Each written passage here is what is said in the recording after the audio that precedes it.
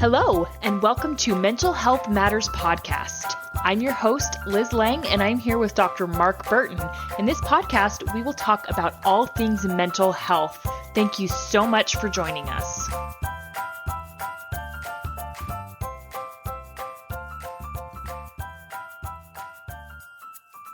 Guys, Liz Lang here with Dr. Mark Burton, and this week we are going to get into choosing gratitude. So we're going to start with a little bit of a discussion, and that discussion revolves around, can you choose to be happy? We did an episode on emotions way back when, I think. Yeah. And emotions, this is simplifying, emotions generally give us information. And I always think that emotions kind of evolve from the external influences that we have in our lives. And so something, we're experiencing something that then gives us the emotion of being happy. So if, as I was thinking about, can you choose to be happy? I'm going to say I don't think you can. Okay. But I'm really glad we're talking about this because I think you can influence it.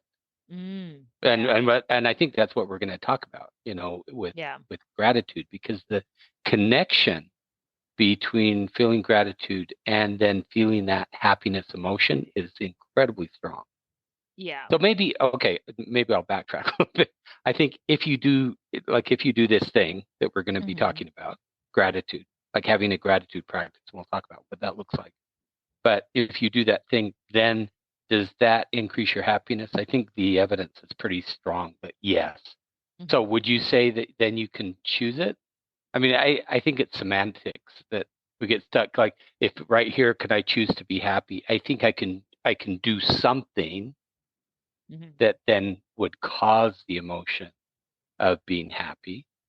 Yeah. So does that make sense? It's good. It does. Like, I don't know that I can say, I'm going to be happy right now. I think I can do something that then leads me to be happy. And so for me, when it comes to emotions, it's more about what you do with that emotion, right? At least for me, you're making me think of Robert Sapolsky and do we have and free will? Free will, yes. Right? So that's what that made me think of in Robert Sapolsky, who believes we don't have free will and we're ruled by our biological instincts. Basically, kind of what he supposes. Yeah, but you know what he would say in response? He would say, well, the biology is causing you to then do these things that are making you happy. I mean, he has a way around that. I don't believe it personally. I don't either. I think it's an interesting, intellectual pursuit to think about it. Yeah. But I don't buy it at all. I don't buy into it either. I mean, I think there are certain things that we can't control. Right. Yeah, I mean, right. That's true. Hormones. And there are certainly certain things that we can't control even within our own body. I mean, if you hear a very sudden loud noise and you're not expecting it, you can't control your fight or flight response being turned on. Right. Like it happens. Here's the interesting thing about that. We're kind of getting off, but it is interesting that the strength of your fight or flight response, or your startle response is what we call it. The strength of that is based on your previous experience. So typically people who have a trauma brain or trauma experience have a really very finely tuned startle response. And so they respond very quickly and big. And so, yes, you can't control it, but again, it goes back to his theory that we are. So the interesting thing is that we are, like the strength of that response, that startle response is really based on our experience. So it kind of fits with his theory. I mean, theories like that, there's some truth to it, right? But he takes it to an extreme, I think, of no free will, as opposed to saying, I think one of the interesting things about listening to his ideas is that you can think, okay, I am influenced by all these other things, which is true, but I can still have free will. So my kids, so like, for example, when my kids say to me, you're making me so angry. And I say, no, you are choosing to be angry. And at one point, my oldest daughter, she said, because I was fighting with another kid and my oldest goes, is she making you angry? And I said, no, I'm choosing to be angry right now because she's not listening to me. Just to kind of drive that point home of, yes, things make us feel frustrated and upset, and it's okay to feel those emotions, but it's all about how you handle those emotions. That's true. So can I give you? Hmm. I think that we don't choose to be angry. I Okay. think that we become angry because it's giving us information about what's going on. Hmm. Yeah. So we are reacting physiologically and emotionally, mentally to whatever's going on. So if you're having whatever discussion with one of your kids, Hmm. it's causing you to be angry. You're having that emotion. I don't know that we choose it, but It's I true. think the Yeah. important thing in what you said is what do you do with it? Right. And That's that's the key. yeah, and maybe that's what it is. Maybe it's important to define what it is to like what are or when you say I'm being angry or to be I'm a, angry. or I'm And feeling angry. You're feeling this emotion. I'm and I feeling angry. yeah. Here's how I'm going to handle it. And and maybe that's a good distinction, to be angry and to feel angry, right? Yeah. Because you can Yeah. feel anger but not be angry. So be implies an action. And so I think, and that's really what it comes down to, or really for Yeah. me, where that key distinction is in the action. And I tell my kids all the time, if you're frustrated, be frustrated. Tell me how Right. frustrated you are. You can tell Right. me how mad you are. And if you need to just That go away and be mad somewhere, that's fine. And sometimes my kids will just, she'll get mad and my oldest, she'll get mad and she'll just storm off and go do something. And I just let her go because that's it. she's Yeah. angry and I want her to be free to feel her emotion. Right. And so I think here's the distinction again that is important for parents is that if you say you're making me angry, Hmm. I think it's probably the better distinction is this situation or this Yeah. context of what we're doing is causing me to feel angry. You see, there's a difference. Yeah. You're making me angry as opposed to what is going on here Yeah. between us Hmm. is causing me to be angry, and here's how I'm going to handle it. Yeah. Anyway, that's a good little sidetrack onto Yeah, um, it is. And emotion. so so in terms of can you choose to be happy, what I do want to point out is that it is very unhelpful to just tell somebody who is feeling depressed or who has a genuine Yeah, depression disorder, tell them, "Well, why don't you just choose to be happy?" That is yeah, not that is. helpful, and that's not the Mhm. way it works. It is very helpful. I agree with you because you know why that's what we deal with in my office. You know, with a Yeah. lot of people, is they're unhappy, they're depressed, or they're anxious, and so to to say, well, just choose not to be that way. I don't know that they would come back. But I think what Yeah. we try and do is give them tools. The idea around gratitude has been around, well, for many years. I think it's gained some uh, acceptance in our field in the last maybe 5 years more or more. Yeah, I was just going to mention there's a lot of research out there that Hmm. supports this. I think I may reference one or two, but really I mean, if our listeners are interested, just go search for it. You'll find it all over. The connection between having gratitude or a gratitude practice and the improvement in, well, we're talking about happiness, but there are some other Hmm. things that we know it improves as well, is very, very strong. So Yes. that's all I'm going to say about the research, that this is very much supported by many, many different studies. Yeah, and we'll get into kind of why we Why think that's that so. is. Yeah. Yeah. But I want to also share an experience that I had. So I did a number of years ago, I did group therapy, and the opening session, this is what we talked about is, is happiness a choice? And one of the ladies in there, she said, when somebody says to just choose to be happy, she said, I want to just shake them and say, how? Yeah. And the Good therapist, question. right? And Yeah. How? the therapist responded with, "How about you just choose to be happier?" Right? And what he meant was choose to be just a little bit happier than you are now. So his point is you don't need to get to happy, but just choose to be a little bit more happy than you are now. So find something to improve your mood just a little bit. And Okay. But do you see what you're saying right there? yeah, Is you're actually going out and saying, well, I'm going to do something different exactly. to Yes. improve my mood a little bit. So I I think maybe I'm just arguing with the language, but Yes, the thing is, language has meaning, and it you have does. to really be thoughtful about what you use. So I really have an issue with what that therapist said. But if what he's really saying is go do something Hmm. that makes you a little bit happier, that totally makes sense to me. Yeah. But again, you're you're changing the context of your life in that moment. And I think and the way he said it made me get the feeling that he said happier and he put a hyphen, right? Uh-huh. Like, so it was like happy hyphen er. And as I thought through this a lot, it's like, when you're just in a depressive spiral or when things do feel hopeless, and I think there's genuinely times where your life is just hard and sometimes there's just not a lot to feel happy about. I want to acknowledge that that's very, very real in people's lives. Hmm. But I Oh think it yeah. is, but I think it's possible to do something to improve your mood. And again, it's just, and often, as we've talked about before in depression, it's this feeling of hopelessness. You feel stuck and you feel like you can't control anything in your Right. situation. And so you need to find something that is within your control and focus on that to help you through. And so, the hard thing about depression is you kind of just have to weather the storm, and that's hard, but you get out of it step by step. You can't just Step by step. Right. And gratitude is going to be a part of that. it is. Yeah. And in my sense of timing is really terrible because we did an episode on breathing. Was that just Mhm. last one or two ago? Anyway, It was the a breathing. couple weeks ago. You remember Yeah. we talked about how, at least from that gentleman who studies breathing, I can't remember his name right now, but Feldman. that what he really is convinced that for people who are depressed, that having a regular breath work practice Mhm. can help step by, and exactly what you said, step by Yeah. step, help lift you out of the depression.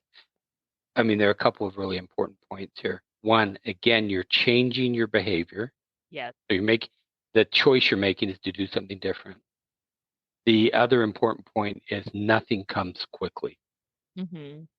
I Yeah. think our society, it's the reason we're so focused on meds to help out with things, because the perception is that it's going to solve the problem, do it, you know, Mhm. immediately or within a day. I think long-lasting change comes from, for instance, we're going to talk about what does a gratitude practice look like, or breathing. We Yep. talked a couple of weeks ago about breath work. That is a daily practice that over time changes your brain. Yeah, it does. And so, I think in terms of gratitude, and practicing daily gratitude is you're finding the positive. And we know that Right. positivity can go a long way. And I think it's just Yes. kind of human nature.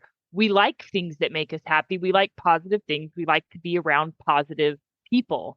And, so just in terms of gratitude, I think, it's all about finding what is within your control, right? So Right. what am I in control of, or just what brings me joy? So if I'm just having a day where it feels like everything is going wrong, nothing's going right, and I just don't feel good Mhm. emotionally, mentally, physically, whatever, I just don't feel good.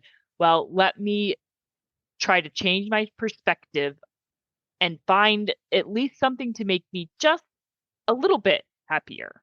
I don't Right. need to get to full happy, but can I get to just a little bit happier? So here's the way I explain it to my clients, is that I think over time we have evolved as a species to be more focused on the negative. Yeah. And I think the reason for that is that's how we've survived over Mhm. 20 to 30, however many thousands of years.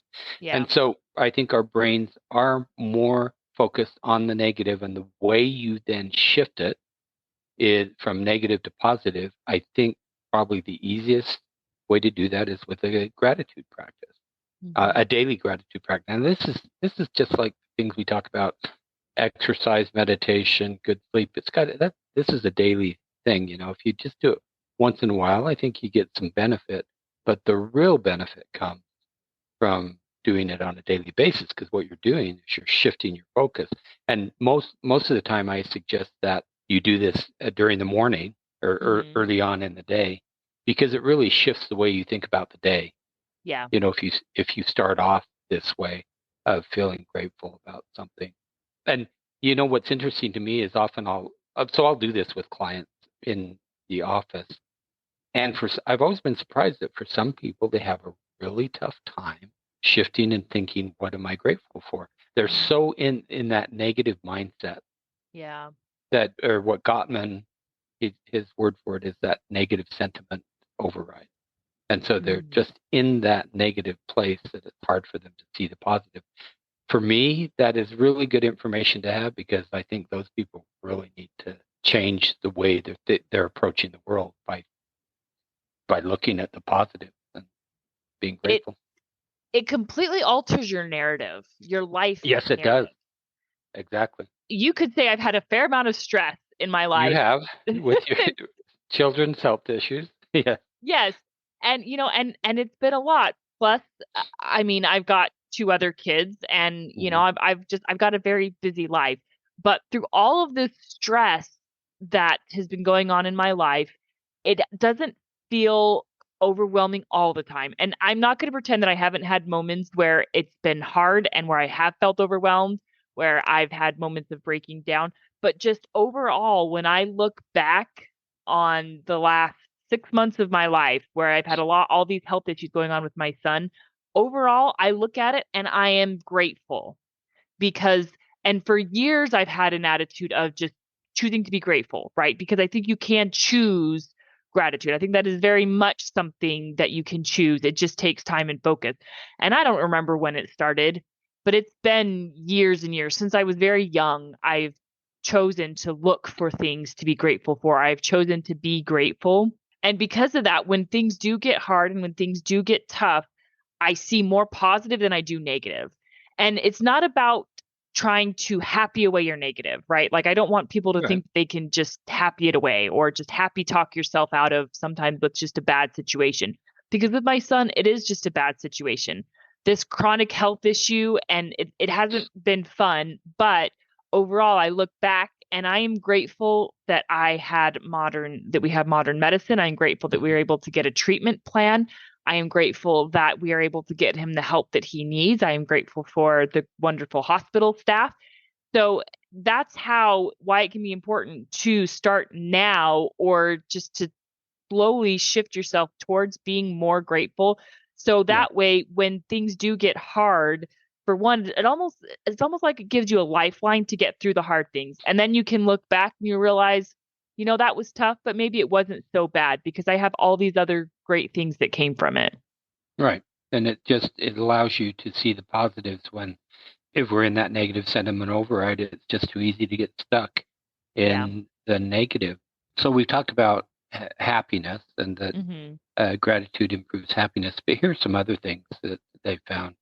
Again, from the Journal of Personality and Social Psychology, they found that it reduces stress and anxiety levels as well, a daily gratitude practice.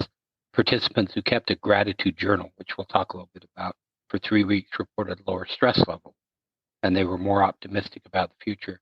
Improved sleep quality. If you write down, here's what they found, if you write down things that you're grateful for before you go to bed, that they tend to sleep longer. People tend to sleep longer and reported better sleep quality. Increased self-esteem.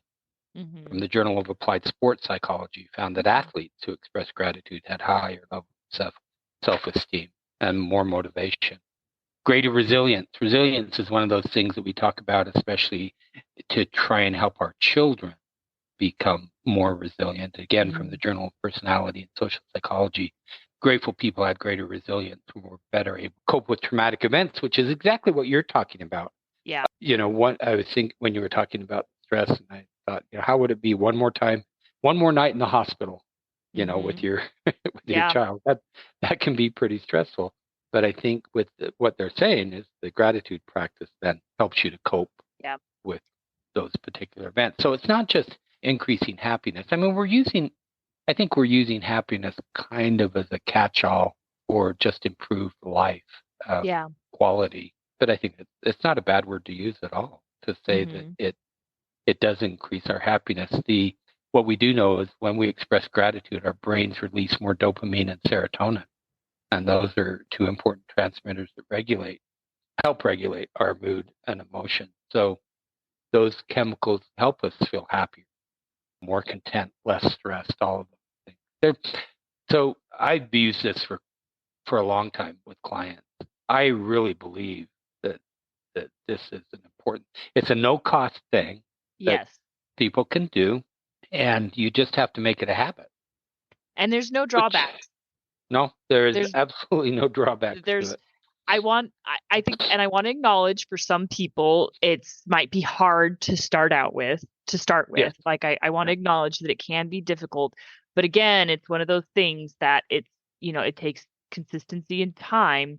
And, there's going to be an overall improvement. Right. So we can talk about what it looks like, because there are two ways to approach this.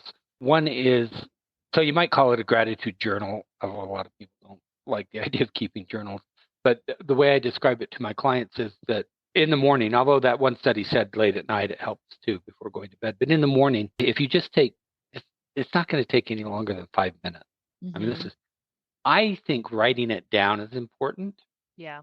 Or writing it down or keeping it on a computer. I really like the idea of every time you open it up, you're actually looking at the things that you're in the past you've been grateful for. Mm-hmm. I think it just reinforces, all those things that are good in your life.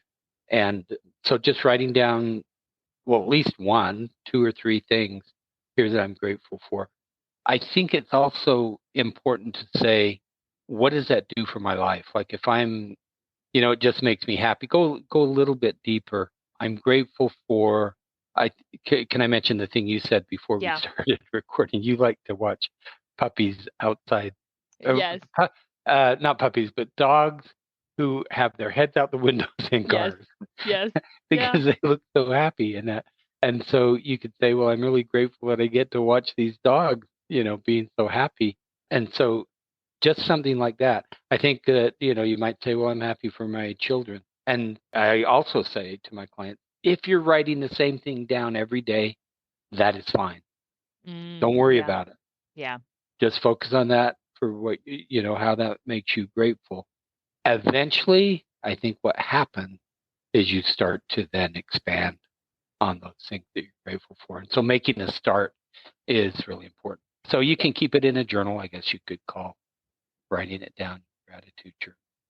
So that's probably the most common way to talk about it. Now, we've talked about Andrew Huberman and his podcast. I think he's got a lot of great ideas. I think this is true, he did one on gratitude, a whole podcast on gratitude. So here's the way he talked about it in a different way, that if you have someone who writes about, who is grateful for you and something that you did for them, and you keep it and read it, that really improves your life and your outlook. And so in a way, it's like a reverse. And someone is grateful to me for something that I've done, and that has a real positive impact on our emotions and the way we see the world.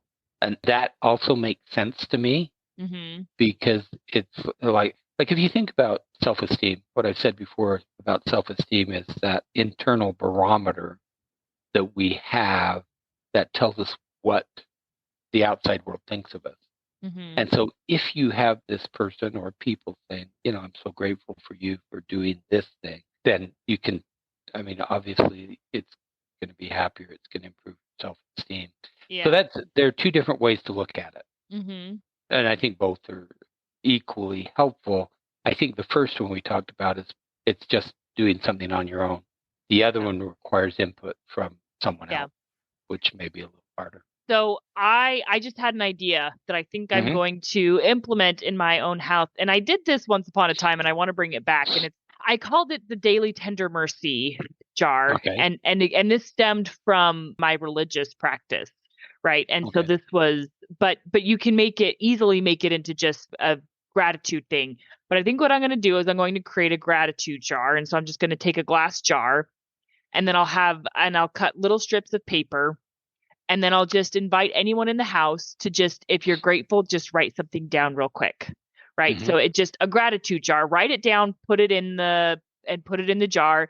And then after so many months or however long, we can sit down and review and look back and reflect on them and see what Mm. everybody wrote down that they're grateful throughout the day. That's just a fun way to get everyone involved because, Yeah. the only person in our house who can't write is our youngest. Yeah. And so I just thought I think that'll be a fun way. And we can invite anybody within our house, anybody who enters our house to participate. So that was just a fun idea that I had, is just to keep little pieces of paper, and you can just take, I don't know, computer paper, right? Printer paper, and just cut up paper and keep it next to it. And then this is our gratitude jar. When you think of something that you're grateful for, or if you have a moment where it's like, oh, I felt gratitude in this moment, or I felt grateful for this, write it down. Right. And so this is an additional thing I was going to bring up, that, you're looking at things that you're grateful for, but expressing gratitude to others Yes. is also really important. And Yes. so you get, I mean, in a way, that's what you're talking about is, the kids are expressing gratitude, putting it in the jar, but to even learn how to say, express gratitude for something that someone else did, it really changes that mindset, because it makes it verbal. It involves someone else. I think it builds, relationships, certainly in the family. I mean, think how positive that would be if we cultivated within our families that idea of expressing gratitude. I mean, it's going to make everybody feel better. I think it makes you more willing to be helpful. Like if you know Hmm. someone is going to be grateful to Yeah. you, Yeah. it makes you feel more willing. So, Exactly. and this was one of the things that I wanted to bring up, is the importance of gratitude in relationships. Hmm. And, I think one thing that you want to be careful about is I think you both partners need to do this, because I think if one person is just expressing gratitude, gratitude, gratitude, then my concern is that you could come into this aspect, and maybe this wouldn't happen very often, but one becomes just a giver and the other one becomes just a taker, Right. right? You, That is a drawback to that, or that, you always have to have both people fully involved. yeah. This reminds me of an exercise that I often give couples, and I can't remember if this comes from Gottman or Bill Doherty. I can't remember. But it's called the appreciation exercise. And so the paper that I give them has a whole list of different qualities. And what I found is couples who are struggling move away from that idea of sitting down and saying, I'm really grateful that you do this, or I appreciate this. I think the appreciation and the gratitude are pretty close together, meaning so they can sit down and say, I appreciate that you are this way. And here are the ways that I see you be this way. See, that's that you go down a different level to say, I like this, and here's how it really improves my life. And couples don't do that enough. Yeah. And you have to, and so I give them words that they can choose from, a whole list of long words that they can choose. But then the assignment of start doing this more regularly. How many times a week are you going to sit down and do this? And it really serves to change the mindset in the relationship, because for couples, a lot of couples who are struggling have not heard their partner tell them they're grateful for something in a very long time. Which it totally makes sense. I mean, because you go on with life and you're kind of, I think we take each other for granted. I think it's so Yeah, easy to do that, because I mean, every day you guys probably do the same things over and over almost every day. And that's true. you just kind of get into this expectation or this idea of, this is what my partner does for me. Right. Yeah. And so, Yeah. which is, I think, is fine. Like, I think that's the natural division of labor in a household. But, Mhm. I think there can be a lot of power in just remembering, oh man, I'm grateful that this person does this. And we don't do that enough in our intimate relationship. Yeah. So I think that gratitude is an easy thing to do. Here's a takeaway for our listeners, that, a lot of people think, well, am I going to have to do this, every morning for the rest of my life? What I've said before, what we know to be true, is behavior is the thing that changes the wiring in our brain. Yeah. And so if you have this consistent behavior of expressing gratitude or looking at the things that you're grateful for, what happens is your brain changes where it becomes part of who you are. Yep. And you go throughout life, not just in the morning when you're writing it down, but you go throughout life and your brain is more primed to to look at or search out or find those things that you're grateful for. And it just becomes part of who you are, which is the thing that ultimately leads to the increased happiness, increased sense of well-being, and all those positive things that we talked about. So realize that anytime you're trying to change your brain, what you're trying to create are new habits, new behavior. And a gratitude practice is a good habit to have. And my gratitude practice stems largely from my religious beliefs, or at least the beginning of it. The beginning of it, why I started so young for me is because of, again, that's a part of my religion. And not that you need religion for gratitude and to be happy, right? No, you don't. You don't at all. But it often comes with a religious practice. Yes. And we tend to avoid being overtly religious just because I want to be inclusive for everybody. And so again, this is just me and kind of my practice that stems from my religious. So I pray daily in the morning. And when I am praying, I try to be grateful or to show more gratitude than what I ask for, right? So oftentimes people pray to ask God for things. And I try to, before I ask for something, I try to find something to be grateful for.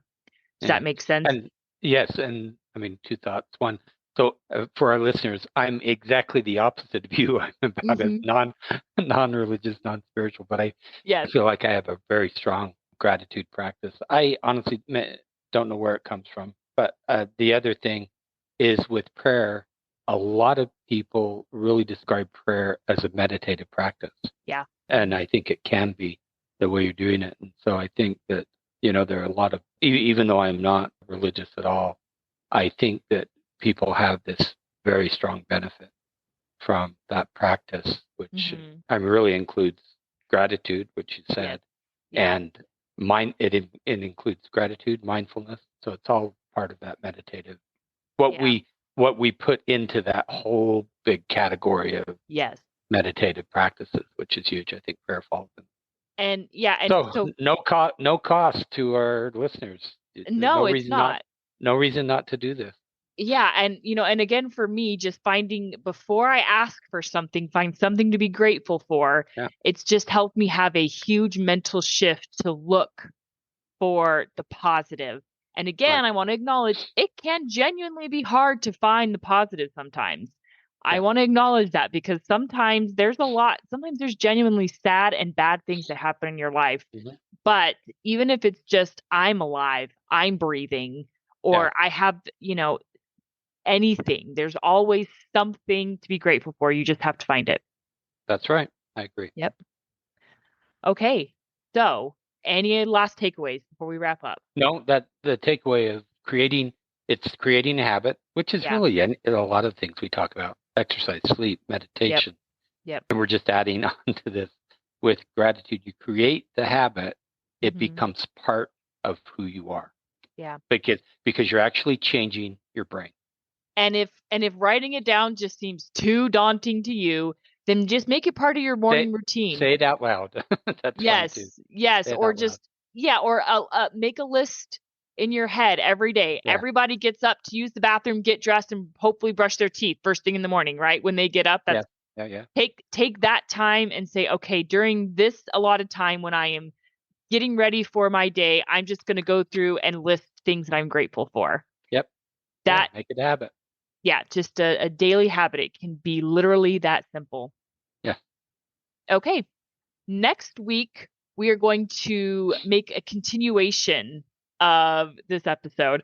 So we're going to get into what makes us happy. So Mark already shared one of yours. Sorry. That's totally fine. And I'll elaborate more on it next week. So we're going to get into what makes us happy. And Mark and I are each going to share some things that just bring us genuine joy, because I think gratitude and happiness, I think it is contagious.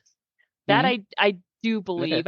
And so we're going to share our happiness and our gratitude with you next week. Okay. Have a good week, everyone. Bye, guys. Have a question for Dr. Burton? How about a topic you'd like us to cover? Send us an email at mentalhealthpod21@gmail.com. This podcast was produced and edited by Liz Lang. Music is by Audio Lounge.